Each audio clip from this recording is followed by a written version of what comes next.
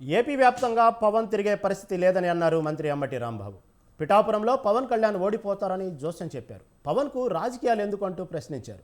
2 రోజులు ప్రచారం చేసి 5 రోజులు పడుకుంటాడని సెటైర్లు వేశారు. చంద్రబాబు తనపై తప్పుడు ప్రచారం చేస్తున్నారని మండిపడ్డారు. కుప్పంలో కూడా చంద్రబాబు గెలవలేరని అంబటి ఫైర్ అయ్యారు. ఏ రోజుని నేను వాడు వీడు అని పదజాలమే వాడలేదు. నారా చంద్రబాబు నాయుడు గారు అనే మాట్లాడా. నా మీద ప్రత్యర్థిగా ఉన్నటువంటి కన్నా లక్ష్మీనారాయణ, నీ పక్కన ఉన్నటువంటి కన్నా లక్ష్మీనారాయణ గారు ఏం మాట్లాడాడో చూసావుగా.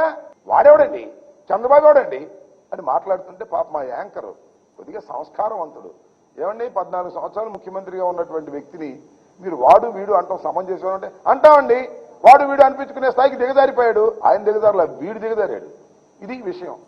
వాడు వీడు అనేటువంటి మాటలు పదజాలాన్ని వాడినటువంటి దుర్మార్గమైన రాజకీయవేత్తను పక్కన పెట్టుకొని నన్ను ఓడించమని చెప్తున్నామంటే ఏం సిగ్గుందా లేదని అడుగుతా ఉన్నా. నేను అనేక సందర్భాలలో తెలుగుదేశానికి చెందినటువంటి వ్యక్తులు సర్వేలు చేసినా కూడా జగన్మోహన్ రెడ్డి ముఖ్యమంత్రి కాబోతున్నాడని చాలా స్పష్టంగా అర్థమైపోయిన తర్వాత ఈ ఫ్రస్ట్రేషన్ లో అలా కనిపిస్తున్నారు. కుప్పంలో ఆయన గెలవడం కూడా కష్టం. లోకేష్ చాలా పెద్ద ప్రచారం చేశాడు. ఇది యువగలమని తిరిగాడు.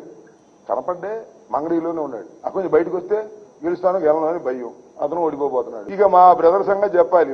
మా కులపాయన పిఠాపురంలో పోటీ చేస్తున్నాడు. 2 రోజులు ప్రచారం చేస్తాడు, 5 రోజులు పడుకుంటాడు. ఎందుకని నీకు రాజకీయాలు నాకు అర్థం కాలేదు. జ్వరం వచ్చిందంట, జ్వరం వచ్చి పడుకుంటాడు. 2 రోజులు తిరగానే జ్వరం వచ్చింది, ఎండగొట్టింది, మళ్ళీ పడుకుంటాడు, హైదరాబాద్ వెళ్తాడు. అదేమంటే పత్తోడు మాట అంటాడు, రాంబాబుకి డాన్స్ వేయటం వచ్చాను.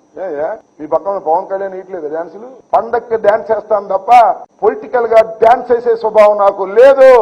చంద్రబాబు